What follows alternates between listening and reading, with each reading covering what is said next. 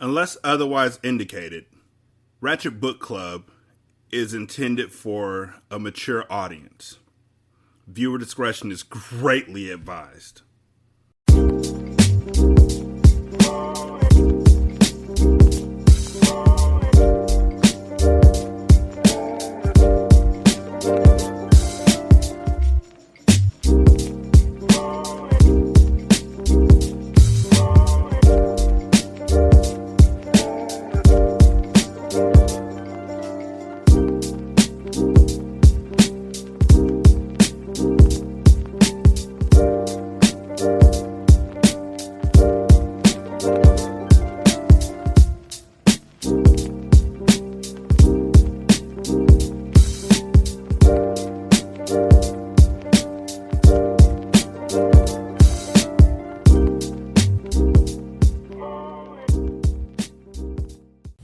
Welcome to Ratchet Book Club, where we read hood classics and good classics. I'm Derek.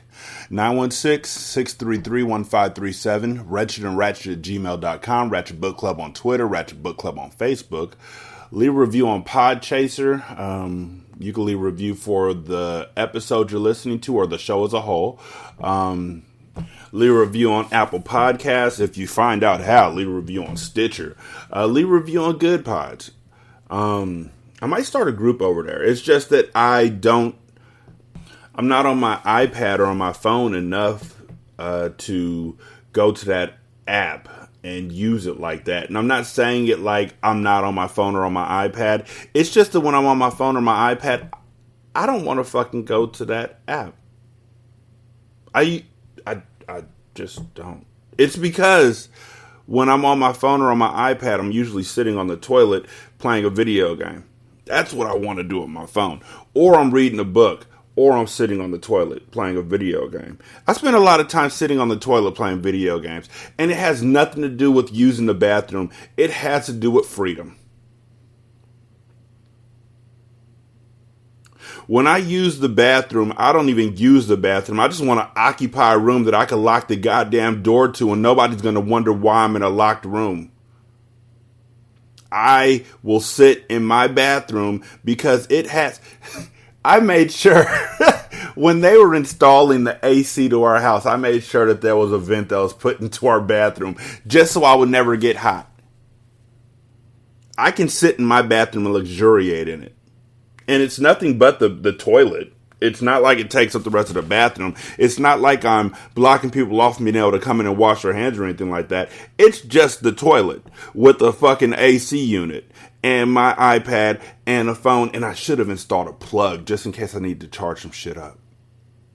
But bottom line is, I hide the fuck out in my bathroom because I can. And I read. Or I play a video game.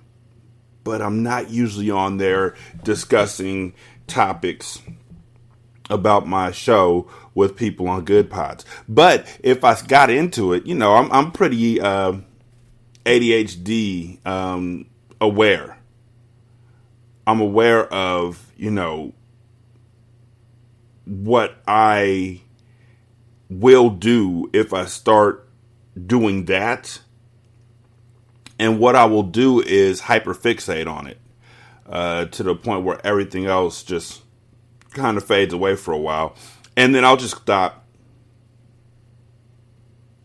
So I'll get the group all hot and buttery and ready to go. And y'all be excited because I'm in there and I'm fucking with you and I'm doing the best that I can, which is fucking excellent. And then I'll just stop. And I don't want to do that to y'all. So I just won't do it. I'll just keep playing video games on my phone in the bathroom. Don't judge me. Judge yourself. Chapter 7. I've never murked anyone who didn't deserve it. Mia Moore. I don't know. You killed a lot of people for money. And when you kill a lot of people for money, I doubt that they were all pedophiles. I'm not saying murderers don't deserve to get murdered. I'm not saying that, but I am. There's like levels to it. I don't think arsonists deserve to get murdered. Unless they murder somebody via arson. I don't think they deserve to get murdered for burning down a building. I mean, unless it was my house, in which case, shit, all bets are off. But other than that, and I don't think that, like, robbers deserve to get murdered. So that really limits your numbers of who you're killing out there. Murderers, yeah, live by the gun, die by the gun, whatever, yeah. But, and pedophiles, okay, I can see that one too. You could definitely make an argument, and I'm not going to fight. I'm not even going to try. I'm just going to nod my head and be like, I'm right there with you. Yep. Why are we still talking about this? I'm hungry. That's usually how I end it. My wife, my beloved wife, I was having a conversation with my wife. I thought I was having a conversation with my wife. That's important. Because this motherfucker, while I'm in mid-sentence and I am pouring my heart out to her about something, I don't know what the fuck it was. It was something. She looks at me with her just intoxicatingly beautiful brown eyes. I have a thing for glasses. It's a fetish. It is. Don't kink shame me. I love glasses. And my wife, I love glasses and asses. And my wife has them in abundance because she can't see worth a shit. And her ass is just mwah. And so, I don't know why I just admitted that to y'all. I feel open right now. I feel close to you. Anyway, so I'm talking to her, and I might be pouring my heart out. I might be talking about how I'm about to go to the bathroom and hide out from her for a while. I don't remember. Doesn't matter. Anyways, I'm in mid-sentence, and my wife looks at me with her just, those eyes, goddamn. But she looks at me with those eyes, and she says, and I quote, "My cereal's getting soggy." Now, that would be interesting if her cereal was in, like, the kitchen and I was keeping her from getting to her cereal because we were in the bedroom talking. That would be interesting. And I'd be like, all right, I feel that. And I get up and I follow her. And I keep talking because I'm in a groove. I'm in a zone. It would also be like that if her cereal was actually something that could get soggy. What you need to know about this part and why I looked at her and was just hurt. I was hurt by the statement was because she was holding her bowl of cereal in her hand with a spoon in it that was frequently going into her mouth while I was talking to her. And she wasn't talking back. She was just listening and eating. And when she got tired of me talking to her, she said, "My cereal is getting soggy," and she just turned on her heel and walked out the room.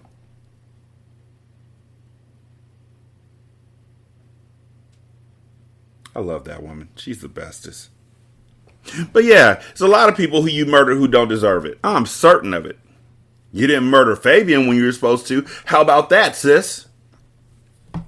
Mia Moore jumped out of her sleep, panting and gasping for air. She covered her racing heart with her hand and closed her eyes until her pulse slowed. The nightmares of her past stopped her from moving forward. Every night she dreamt of how she had escaped Mecca's clutches, but it seemed as though he still had her mind imprisoned in fear. She arose from the bed and wrapped her body in the sheets as she left the room in search of Carter. "You mean Carter hasn't told her? You know I murdered my brother for you, right? I did that. And also, I am still not pleased about the fact that everything that happened at the end of the third book didn't fucking matter because they're not in Brazil. And where the fuck is Murder? You're not in Brazil. Murder was literally sitting next to Lena on a goddamn flight, about to touch down and go find Carter. And now we're here. And I'm guessing everybody's in Miami again because Carter went to a meeting for Estes where they saw Money, who was in Florida. He's in Miami. So they're all in Miami. Murder is nowhere to be seen. Lena doesn't talk about the dude that she was sitting next to on the plane who said his name was Murder. Nobody's told Mia Moore that Mecca's dead. Just lift her from those fears. If nothing else, you can alleviate her from those fears. Like, yo, the nigga that you scared of, I murdered him. I did it because I thought he killed you. Okay? I killed my brother for you. Okay? Mia Moore was being given a second chance at life. All she had to do was let go of the past, but it was easier said than done. The sound of a crackling fire drew her towards Carter's study. She stepped inside and was immediately taken back by the beautiful room. His home was so massive that she hadn't explored it all yet. In fact, their reunion had been contained to the bedroom. They couldn't get enough of one another, and this was the first time she had taken notice of her new surroundings. The walls consisted of bookshelves that went from the floor to the top of the 25-foot ceilings. The lighting was low, and the mahogany furniture was antique. A king's throne sat behind his desk, and it was fitting, because Carter truly was royalty. A leather sofa sat off to the right, directly in front of the glowing fire that Carter stared right into. "It's late. What are you doing up?" he asked. His back was towards her, and he never looked her way, but he felt her presence as soon as she entered the room. "I can't sleep," Mia Moore replied as she shifted uncomfortably. She didn't know if she should sit or stand, stay or leave. Things between her and Carter were still quite tense. They were getting reacquainted all over again, and this time she held no secrets. He knew all of her, and she was sure that there were parts of her that he didn't approve of. "Join the club, Ma," Carter stated. "I haven't gotten a wink since you came back. It's hard to rest around someone like you." Carter never fully let his guard down around Mia Moore. The trust in their relationship was fragile and in need of repair. He knew the rebuilding their foundation would take time. "You act like she cheated on you, dog. You act as if she did something just unconscionable to you. She didn't do anything. Let's be real. She didn't kill Mecca. Mecca poisoned the glass that she gave to his mom, so that was just foresight, because if she had died from the poisoning, you would have wanted to kill Mecca anyway. So she didn't kill Taryn. The fuck else is there? Why are you mad, bro? Like, seriously, why are you mad? Talk to me. Let's unburden." Fucker. His words knocked the wind out of her as she realized that he thought the worst of her. "I would never hurt you, Carter. I've never murked anyone that didn't deserve it. I'm not a monster, and the niggas I've come at always saw it coming," she said, slightly offended. "Maybe I shouldn't have come here," she said, speaking more to herself than to him. "They never saw it coming, because y'all literally used the same tactic every single time. Suck a nigga's dick, let him eat your pussy, get him drunk off lust. Your girls run in while they're getting fucked or while they're about to get fucked. You kill them. Dress like strippers, get in a dude's house, threaten them with shotguns, kill them. Am I missing anything? I mean, if y'all did anything past that as the murder mamas, they don't speak on it. So we don't know what you done where they saw you coming. But all the ones that we've seen from you and each of your associates has been, I was sitting in the front seat of my man's ride and somehow he got hit in the drive-by and I don't know what happened. That was Robin. So yeah, your whole statement is false. She shook her head, feeling foolish for ever believing that he could accept her past. "Mia Moore," Carter's voice echoed against the walls and halted her steps. "Come over here, Ma." I'm sorry, I'm going to stop saying it like that. Maybe. Her feet moved obediently. This man was the only person on earth who could make her do anything. It was as if he had her under a spell. She wanted to follow his lead. Wherever he may take her, she wanted to be the woman behind him. Look, so let's talk about subservience and relationships and how it's a fucking fallacy that really needs to be deaded. I don't want my wife to walk behind me. One, because she always, she will literally try and kick one of my feet into the other to trip me if I was like, walk behind me. Because I know I'd do it to her. I did it to my son a couple days ago. It was fucking epic. His foot hooked. And 2, because if she's walking behind me, we can't enjoy our experiences together. If she's walking behind me, I'm either shielding her from the blessings or I'm blocking her from seeing the fullness of the blessings. Because they're hitting me first. And then she gets whatever's left from splashback. Your significant other should never walk behind you. They should walk beside you. Because if they're walking beside you, then you can encourage each other to move on and to go on and to push forward.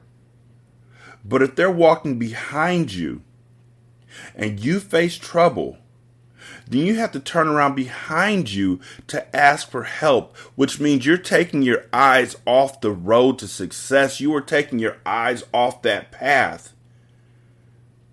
And then both of you are in danger. There's no way that somebody walking behind you is the way the relationship should be. That is antiquated. That is a poor way to be. You should empower your significant other to walk beside you. Because when you walk beside somebody, that is a partnership. You are not always looking for... Okay, so I can walk beside my wife and still be a leader when she needs me to say something that she needs to hear. And there's times that I look to her for leadership. And do you know why? It's quite simply because we are both brilliant motherfuckers and we're great in separate aspects of life. And so we hold on to one another.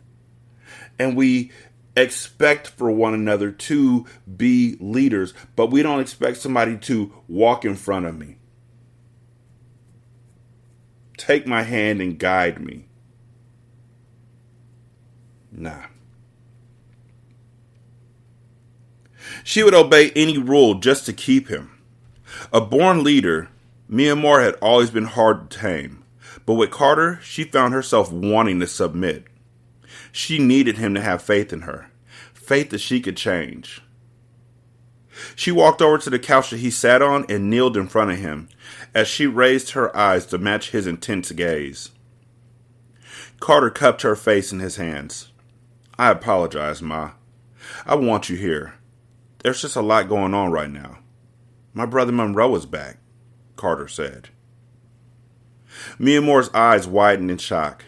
She had seen Monroe's body lying cold and stiff in a casket years ago. From the dead? She gasped. Carter smirked and let out a chuckle. Seems that way, yes. It's a long story, but now that he's returned, things will be complicated. I have a lot on my mind, but I don't mean to take it out on you. And what about us? Your family will never accept me. They won't forgive me for the things I've done, Mia Moore said. The only person's acceptance that you need to worry about is mine. No one else matters. No harm will come your way. No old scores will be settled. You get a pass because of me. Niggas ain't got to like it, but they will respect it. For now, no one even needs to know that you're here. I have to think of a way to introduce you back into their lives without causing more conflict. Until then, I need you to lay low. Be unseen. You think you can handle that? Why? The only person in your family who didn't like her was Mecca, and again, he's dead. If you told her that he's dead, then she'd be like, oh, okay. I've met your sister. I met Breeze. I know Zaire. Money. I can meet him. We'll be fine. Why are you hiding her? Mia Moore nodded her head and replied, yes. Everything about Carter was intoxicating to Mia Moore. The way that he stuck up for her warmed her heart. She stood to her feet and dropped the sheet that covered her naked body. The amber hue from the fireplace provided the only light in the room and outlined the silhouette of her body. His hands found her hips, and he pulled her closer to him. His mouth was perfectly aligned with her womanhood, and he didn't hesitate to explore it. His warm, thick tongue opened her southern lips as he licked her gently. Circling her clit while French kissing her lips, he feasted on Mia Moore's sweet honey pot. That's 3 different euphemisms right there in one paragraph. That's impressive. Oh, she moaned as she massaged the back of his head while falling victim to his head game. Her legs weakened as Carter took her love button between his teeth. Gently he bit down, and Mia Moore lost her mind. "What are you doing to me?" she asked as she began to quiver in ecstasy. Carter inserted 1 finger, then 2, then 3 inside of her. Mia Moore's body was so responsive to his touch that she rode his hand, squeezing her vaginal muscle around his fingers as he tickled her insides and palmed her clit. Carter curved his fingers, hitting her G-spot. "See, told you so." "Wait, ooh, no, wait, Carter," she whispered. The pressure was building inside of her, and she felt as if she would pee on herself. It felt so good that she didn't want to stop it. Her pussy lips were so swollen that it looked as if he had beat it up, and her clit throbbed for attention. Just real quick, always hated the phrase, beat your pussy up. Love the song, though. That was me and my wife's song for a while. I'ma beat the pussy up, up, up, up. They played it on the radio. They knew what they were saying. "Put your mouth on me, baby," she whispered. Carter's fingers worked her over as he simultaneously kissed her clit, and that was all she wrote. Mia Moore screamed as her love came down. Warmth came over her as her head fell back in sheer bliss. Carter licked her gently as he looked up at her with sincere eyes. He was hypnotizing her with his slow rhythm, and she felt obliged to return the favor. She pushed his forehead back, depriving herself of his vicious head game, and he sat back on the leather couch. At lightning speed, she had his manhood in her hands, stroking his length and tracing the veins that throbbed in his shaft. Carter's dick was perfectly thick and long, but most importantly, he knew how to use it. He pulled her down onto his lap and filled her walls. Mia Moore worked her hips and relaxed her muscles, allowing him total access to her body. His body was so tense, and she rode him in relaxation. She felt the stress leaving him with every move she put on him. His fingers dug into her hips as he lifted, then lowered her onto his girth. Their rhythm was slow, sensual, and he pulled her taut nipples into his mouth. Bolts of electric pleasure shot up her spine, and Mia Moore picked up her pace, grinding into him with passion. He palmed her, wait for it. Matter of fact, no, you could say it with me like Dora the Explorer for adults. Voluptuous behind. Spreading her cheeks in an effort to go deeper. He flipped her over, wanting to take control as he rocked into her. Carter was knocking the bottom out of her pussy, pushing her to the threshold between pleasure and pain. He slow stroked her, exploring parts of her body that she didn't even know existed.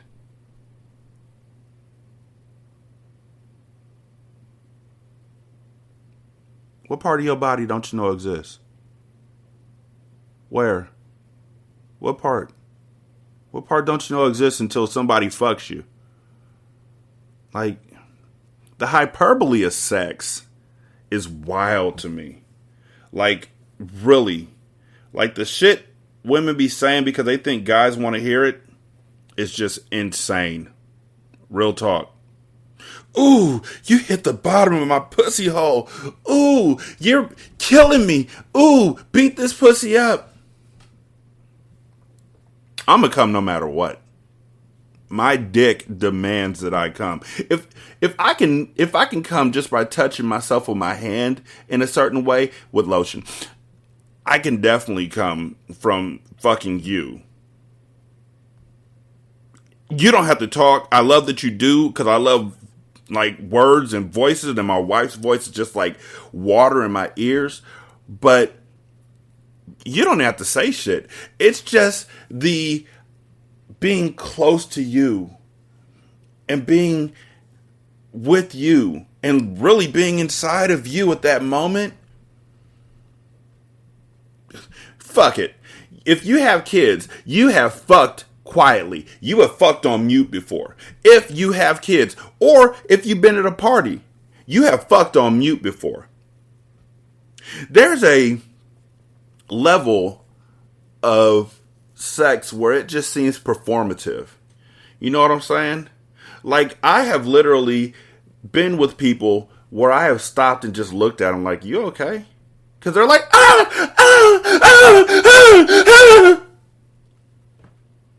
Are you all right? You good? I know I'm stroking, but are you? You good? You need some water? Cut that shit out. Her nails staked her claim as she clawed at his back. She opened her eyes as she took in all of him. Every muscle in his toned physique flexed as he handled her body. His brown complexion glistened in sweat as his face contorted in pleasure. Carter Jones is a work of art. The man was a masterpiece. He kissed her lips, and the feeling of his tongue dancing in her mouth, the taste of her sweet mouth took him over the edge. Her sweet mouth. Ooh, you got a sweet mouth. His lovemaking quickened, and he went deeper and deeper and deeper. Oh shit, Ma! He bellowed, his voice a masculine grunt. Come inside me, Carter, she whispered as tears came to her eyes. He stopped briefly, panting as he looked into her eyes. She nodded her head. Put a baby in me, Carter, she confirmed. Carter placed his forehead against hers and looked her in the eyes as he pumped inside of her until he spilled his seed inside of her womb. I love you, Ma, Carter said. I don't want to, but I do. A lesser man would never admit that to you, but I don't want there to be any indiscretions between us. Our home has to be strong. I have too much to lose to allow anarchy into my world.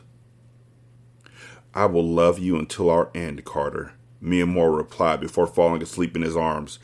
I nutted in you, so you gonna have a baby because you said, I want you to put a baby in me, Carter. And when they say that in books, you're gonna get pregnant. It's just the way it works out. Put a baby in me, Carter. And so he looked her in her eyes as he gave her a baby and then was like, I don't really like you like that. I mean, I love you, but I don't want to. I really don't want to love you. You ain't done shit to me, but I don't really want to love you. Like, can we talk about this? I mean, I know I just came in you because you asked me to, but I know I just came in you and you're going to get pregnant and I know I just came in you. And where the fuck are your scars? I still can't get past it. I'm sorry.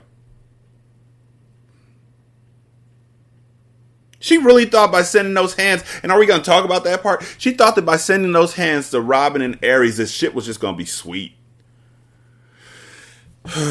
So that whole chapter was fucking. Because, you know, it's a Mia Moore chapter. Chapter 8. We just trying to get money and stay off the radar. Young Carter. No matter what, I'm never not going to say it like that, so y'all can go fuck yourselves. And leave me a review. Money definitely was not going to waste any time. He wanted to get acclimated to the new regime quickly. Monroe longed to take over the streets of Miami once again. Again. Or is it for the first time? Because again, the nigga was the front man for the company. He wanted to take back the throne and then retire at the top like his father was supposed to do. Also, to cope with his losses, he would have to stay busy. He wanted to get into the swing of things and build the empire that had fallen during his extended slumber. Therefore, Carter set up a meeting with the head soldiers of their crew, along with Zaire, to meet and reintroduce Monroe to the streets and the new-look cartel. The rendezvous was at an empty warehouse that Zaire had been leasing. It was where they kept the coke and guns hidden. The steel doors and concrete floors gave the place a cold feel. Steel gates separated portions of the facility, and the only sound was a loud buzzing from the light. A single card table sat square in the middle of the floor, with a single beam of light shining directly down on it. Ooh, gangsta! The mechanical door rose and in came Carter's black Range Rover, followed by a black tinted SUV driven by Zaire. Zaire had his soldiers with him, and they were about 6 deep. All of them were under 21, but all of them were also live wires that would do anything at Zaire's command. They were all excited and also nervous about meeting the notorious Monroe Money Diamond. He's notorious? They all grew up admiring him, and when he died, it only made his legacy grow. While Mecca had the streets in fear when he was alive, Monroe had the love. He had swagger, a gentle kindness, and the muscle that made for a great gangster. But those days were gone, and they would soon find out that Monroe wasn't the same as he once was. Everyone got out of their cars and gathered around the table, waiting for money to arrive. Zaire and Carter slapped hands, and Carter nodded at the young soldiers as they formed a circle. "Where's your man?" Zaire asked as he checked his watch, referring to money. "I told him 10. He should be pulling up any minute now," Carter said as he glanced at his wrist and checked his watch. "Well, he late," Zaire said, not really liking the idea of adding someone to their crew. However, out of respect for young Carter, he would not raise any sand. "Why are they still calling him Young Carter? He's the only Carter left. Nigga, you knew Carter before he moved to Miami, so you should be calling him Carter. He ain't younger than you. Cut that shit out." "I've been here. I'm never late, homeboy," Money said as he stepped out of the shadow, startling all of them. "Why the fuck? Do you want to get shot? Do you? You just hiding in the closet? Like, they're never going to find me here. Oops, pal, surprise," and jump out and get shot? Kind of power play you trying to pull? They all reached for their guns and froze when they realized it was Money. He walked over to the table and joined the men. He and Carter embraced, and Monroe looked around the table and was disgusted. Back in his day, young niggas couldn't even be in his presence. They hadn't lived enough or experienced enough in life to be at a table with a boss in his eyes, so he immediately was turned off by the situation. Hold up. Wait. So, when Big Carter died, they were 21. Money and Mecca were 21. Which meant they had to take over the streets or whatever they were doing at the age of 21. Money probably got shot around the age of 23. Because apparently 5 years have passed. So, I would put them at about 26 now. But you started when you were 21, you died when you were 23. So for you to have an arrogance like this over young niggas when you died when you were a young nigga is just like, shut the fuck up. His body language told it all as he mugged each of the youngsters as Carter began to talk. "I want to introduce you to the crew. This is Bo, Fly Boogie, and Damon. And of course you know Zaire. This is who holds everything down," Carter stated. Fly Boogie, a skinny kid with a knack for fashion, was the first to speak. "Yo, it's a pleasure to meet you, big homie. You're like a legend in Miami," he said as he extended his open hand to greet Money.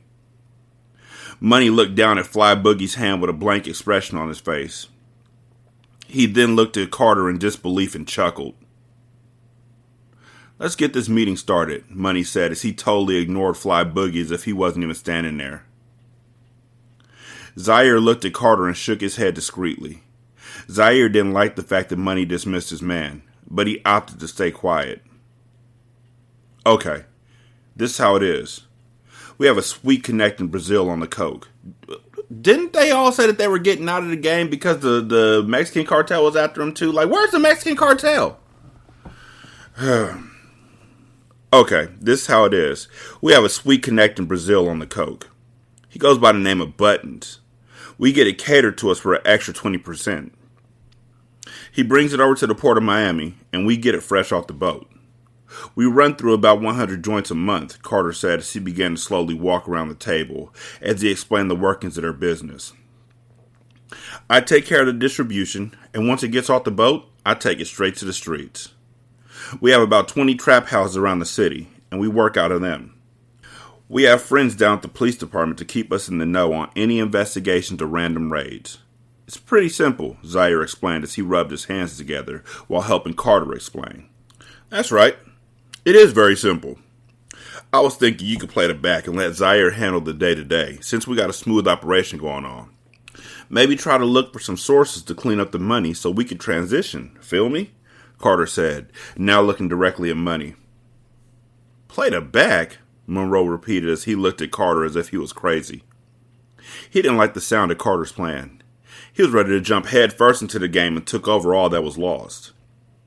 The new cartel couldn't hold a candle to what Monroe had left behind.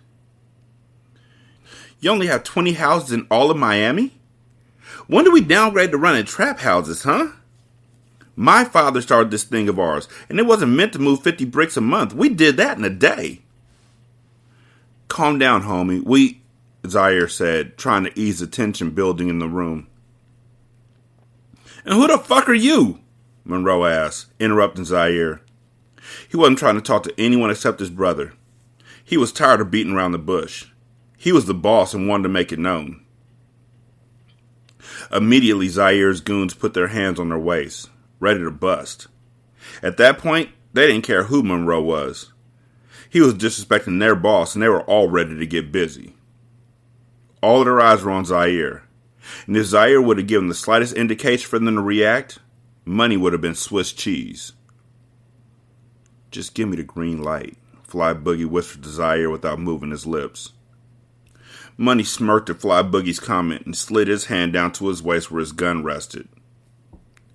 Everyone calm down, Carter demanded as Zaire and Money stared at each other tensely, each of them clenching their jaws tightly.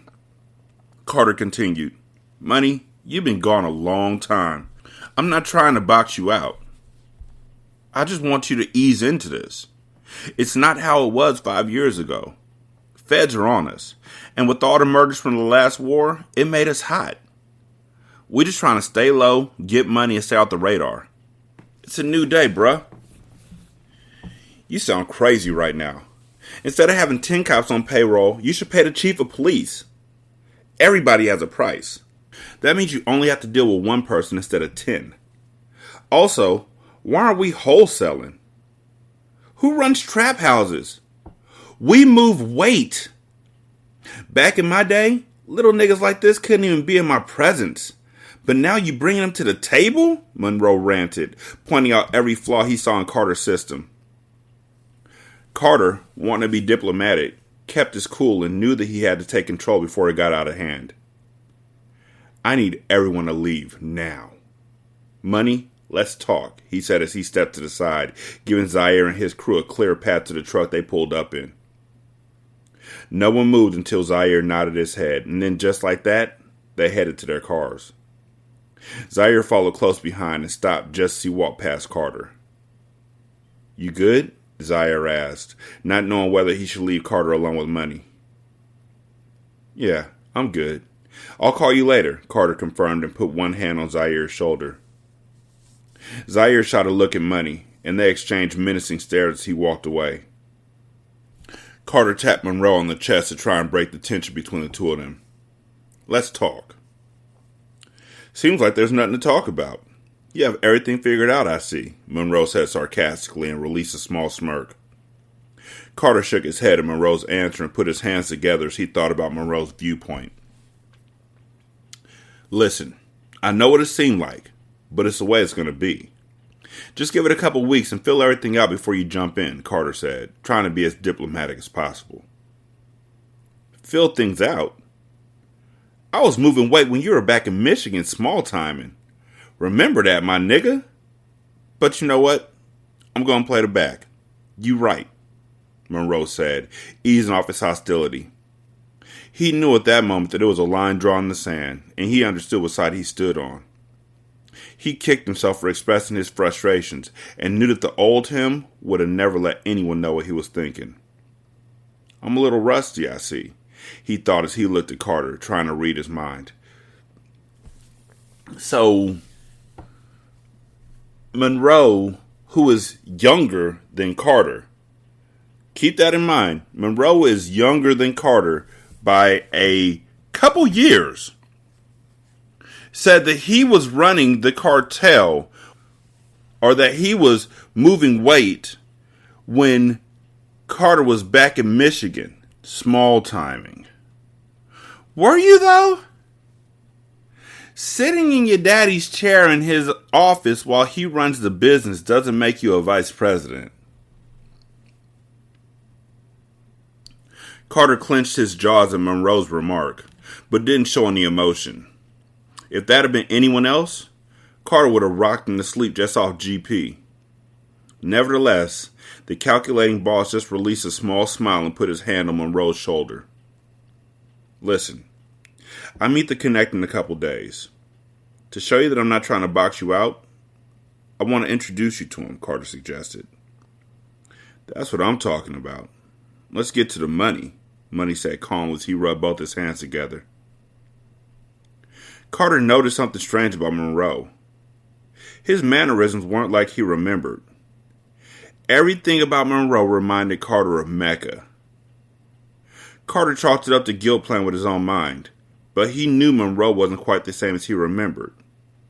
It was as if Mecca's soul had flown into Monroe. I was thinking the same thing, not the whole that his soul had flown into Monroe, because that's fucking stupid. But I had said it at the beginning of this book, why were they opening up with Carter killing Mecca if we're talking about money?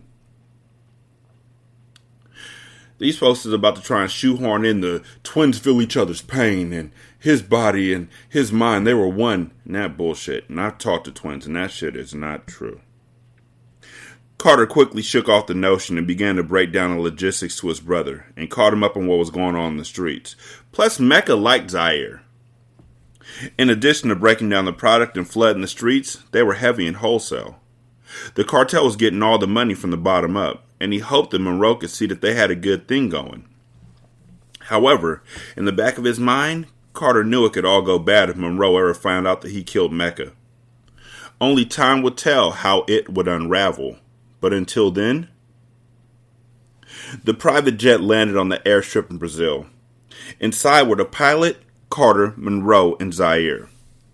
They were landing there to meet their Coke Connect, Buttons, a tall, fair-skinned Brazilian who specialized in the Coke business. Carter had met him a year back while being there for Breeze's wedding. As the plane doors lifted up, Monroe's heart began to rapidly beat. It was something that only a hustler could relate to. The rush and allure of getting to the money was like an adrenaline rush for a street nigga, and Monroe's burning flame for the streets had been dormant for years. It had just been relit. He was ready to put his staple in the game. He was still very young and had the world ahead of him. He looked over at Zaire, who remained quiet the entire flight, and knew that he would eventually be a problem. The Brazilian setup was beautiful. Gorgeous women with bronze skin was everywhere, colorism, and the land itself was stunning. The narrow streets and tall brick buildings had their own personality, and Monroe was amazed as he took in the sight. They all sat in the back of a jeep that Buttons had sent for them as they maneuvered through the bumpy roads, on their way to Buttons' cocaine sanctum. Here it is, Carter said as they approached the massive brick warehouse. The place was surrounded by steel gates, and vicious pit bulls ran freely within them. Monroe looked at the top of the building and saw young gunmen with assault rifles and binoculars. None of the gunmen seemed to be a day over 18, but they all had menacing stares and an eagerness to prove to their boss that they were loyal and worthy to move up in the ranks. Buttons is a different type of nigga. Fair warning, Carter said as they approached the gate. 2 armed goons were standing at the gate. When they pulled in, the goons immediately began to look inside the car with AK-47s in their hands. Once they saw the coast was clear, they waved the driver in. Just like that, they were granted access to the biggest drug distribution and manufacturing business in Brazil. Rio was mostly known for its beautiful women and sexual escapades, yet the black market there was just as lucrative and successful. Just as the sexual fantasies that attracted lusting men, the pure cocaine and cheap prices drove in the drug bosses. As the jeep made its way through the property, the men looked at the property and how well it was secured. Buttons had shooters literally everywhere on his property. Monroe instantly knew that they were dealing with a made guy. They pulled up to the single building that was in the rear of the property. They pulled up to the steel garage door, and the driver blew the horn twice. Seconds later, the door rose and exposed a factory-like assembly line where the coke was being cut, measured, and packaged for distribution.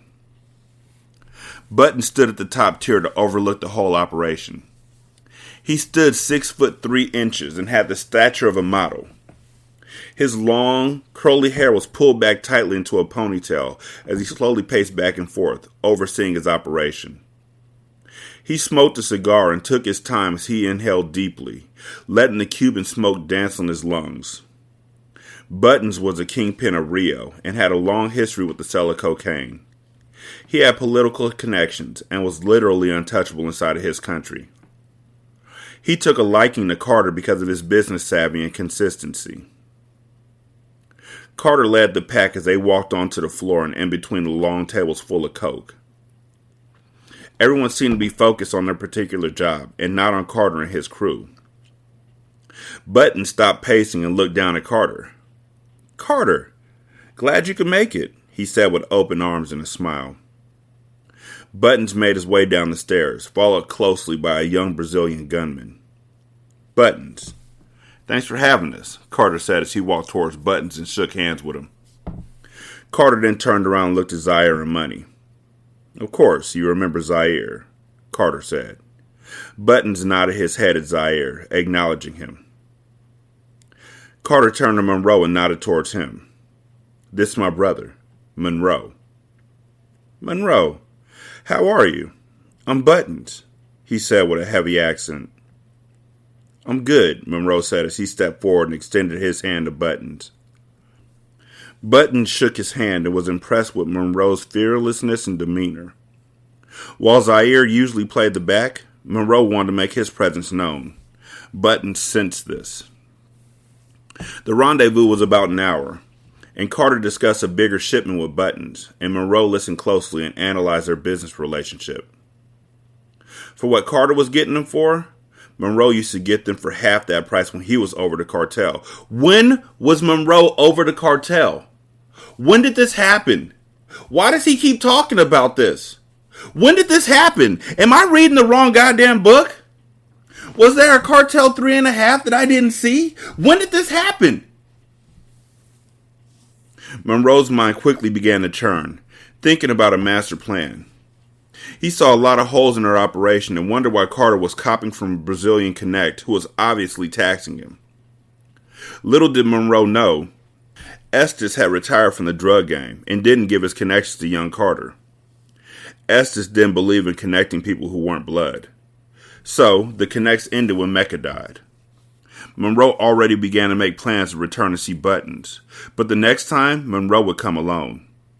He'll be coming to sell, and not to buy cocaine. You know what this is? This is literally the storyline from Blow. You know, the Johnny Depp movie with Derek For Real and all them motherfuckers. And how the dude kept asking Johnny Depp to meet his connect. And then when he finally got a chance to meet his connect because he kept whining so much, he muscled Johnny Depp out of the drug game. Same thing. As they wrapped up the meeting with handshakes, Monroe made sure he looked Buttons in the eye and said, "I'll see you soon. Very soon." Carter didn't realize it, but he had just introduced Buttons to his competition. Hours later, they were back on the jet, and Carter looked over at Monroe, who seemed to be in deep thought, staring out of the window while resting his index finger on his temple. "I just brought you to the table. I introduced you to the connect. Hopefully you understand now that I want you to play the back only temporarily," Carter said as he poured himself a glass of cognac, Louis XIII to be exact. You know, just in case you read that he poured himself a glass of cognac as he had in like the last 3 books and asked, "What kind of cognac is it? Ashley and JaQuavis?" "No doubt. I understand now. Let's get it," Monroe said, but his eyes didn't match his words. He was thinking about how he was about to box both of them out and take over the streets once again. "I'm the son of Carter Diamond. Miami is mine," he said as he sat back comfortably and closed his eyes with a small grin. Zaire watched closely as he remained quiet. He was growing to dislike Monroe more and more by the minute. Needless to say, When they returned to the States, Monroe turned right back around and headed back to Rio to see Buttons. As Monroe made his way through the airport, he called his grandfather, Estes. "Papa, I need a favor," Monroe said as soon as he heard his grandfather's voice on the opposite side of the line. "Anything for you," Estes said in his usual low and raspy voice. It seemed as if Monroe could hear the cigar smoke in his grandfather's lungs as he spoke. "I need you to make a couple of calls on my behalf. I need my father's old connect. I need you to make that happen pronto," Monroe said as he made his way to the boarding gates. "Enough said. I was wondering what was taking you so long." "I'll set up a sit-down immediately," Estes said as if it was a cakewalk. "Yeah, it's about that time. I'm not liking what I'm seeing. A lot has changed since I was away." "I agree. I never extended the family's connections because I'm a firm believer in keeping the family's name reputable. I couldn't trust those that weren't in my blood to uphold that. You understand?" Estes said, dropping game to his only male bloodline. "Understood. Let's make it happen. I'll be back in town in a couple days." "Prices are still the same?" he asked. "Indeed. They never change for customers like us," Estes explained as he alluded to the coke prices that his connections offered. People like Estes had connections that never raised prices, no matter how the market was. At that level of drug dealing, bosses sold for the sport, not for the money. Now that Monroe had convinced Estes to introduce him to his Miami Connect, it was the beginning of Monroe's second era. Monroe figured since Carter wanted him to play the backseat, he would just rather take over the whole vehicle. It was Monroe's turn to take back the streets. His way. He was about to make Buttons an offer he couldn't refuse. Okay. I don't know. I don't get it. Okay, so I'm clearly on the Cartel 4. I'm looking at it. Cartel 4. Okay, cool. They got flashcards. No, that's for me. So that's not a thing. That's for me to take notes. I'm going to have to keep that in mind going forward. Before you go. Nope, that's where they want me to leave a review. Y'all don't want me to do that. When did this start? When did this happen? When did Monroe ever take over the streets? Where's murder? Why are they back in the States? What happened to the Spanish or to the Mexican cartel? Ileana was still there until, I guess, Zaire had her killed. What happened with that? And how did Monroe come out of a 5-year coma and at any point in time take over the streets when we literally have read every point in the history of the cartel from the moment where he died? When did that happen? Why are you doing this to your readers? Huh? Can you explain that? 916-633-1537. RatchetandRatchet@gmail.com. Ratchet Book Club on Twitter. Ratchet Book Club on Facebook. Leave a review on Podchaser. You can leave a review for this episode and for the show as a whole. Leave a review on Apple Podcasts. And leave a review on Good Pods. I know that they exist, unlike Stitcher's review system. You can become a Patreon at patreon.com/single simulcast. You can donate to the show at buymeacoffee.com/sscast. And you can also leave a tip at our tip jar on Good Pods. That's an app. It's bad because it doesn't make sense. And it's bad because it's maddening. I don't like plot holes, and this is like a deep, deep one. Period. Thank y'all so much for listening. I'm going to holler at you later. Y'all be good. Peace.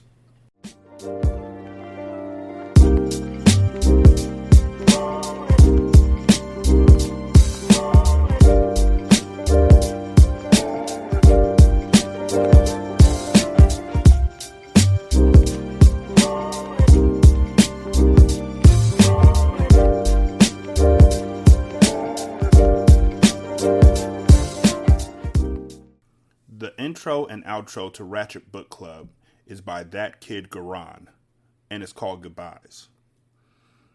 You can email him at tkgbeats94@gmail.com for more information on how to lease this beat.